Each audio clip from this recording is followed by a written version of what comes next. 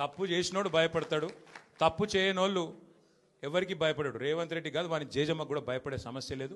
ముమ్మాటికి ఒకటి మాత్రం పక్కా, ఈ కేసు ఇంతటితో మేము వదిలిపెట్టాం. నా క్యారెక్టర్ అసాసినేషన్కి బాధ్యులైన రేవంత్ రెడ్డిని ఆయన తొత్తులుగా పనిచేస్తున్న పోలీసులు కొంతమంది, అందరినీ కాదు, కొంతమంది పోలీసులు ఎవరైతే ఉన్నారో ఆయన తొత్తులుగా, ఆయన అడుగులకు మడుగులతో పనిచేస్తున్నారో వాళ్ళని నేను కూడా వదిలిపెట్టను. ఎందుకు వదిలిపెట్టను?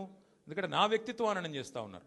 లేని లింకులు అంటగట్టి, లేని రంకులు అంటగట్టి, నాకు ఇష్టం ఉన్నట్టు ఎవరెవరో యాక్టర్లకు లింకులు పెట్టి చిల్లర రాజకీయం ఏదైతే చేస్తున్నారో ఈ విషయంలో నేను మాత్రం వదిలిపెట్టను. మీరేదో ఇవాళ ముఖ్యమంత్రి హార్వర్డ్కి పోయిండు, ఆడ వచ్చిరాని ఇంగ్లీష్లో ఏం నేర్చుకుంటుండో ఏం తెచ్చిండో కానీ ఆయన వచ్చే వరకు టైంపాస్ చేద్దాము అని చెప్పి మీరు డ్రామా చేస్తున్నారు, మాకు తెలుసు. ధారావాహికలాగా నడుపుతా ఉన్నారు, మాకేం ఇబ్బంది లేదు.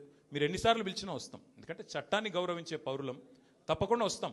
మేము తప్పు చేయలేదన్న మాటనే చెప్తాము.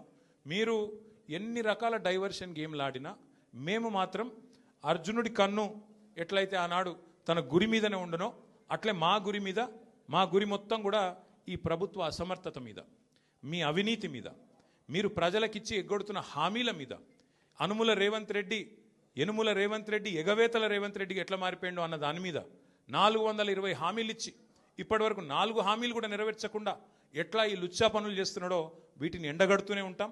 100% వదిలిపెట్టకుండా ప్రాణం పోయేదాకా పోరాడుతూనే ఉంటాం. ఎవరికి భయపడకుండా, ఎవరికి తలవంచకుండా నిఖార్సైన తెలంగాణ బిడ్డలుగా, కేసీఆర్ గారి సైనికులుగా, కేసీఆర్ గారిని తిరిగి ముఖ్యమంత్రి చేసేదాకా మేమందరం కలిసికట్టుగా పనిచేస్తూ ఉంటామని చెప్పి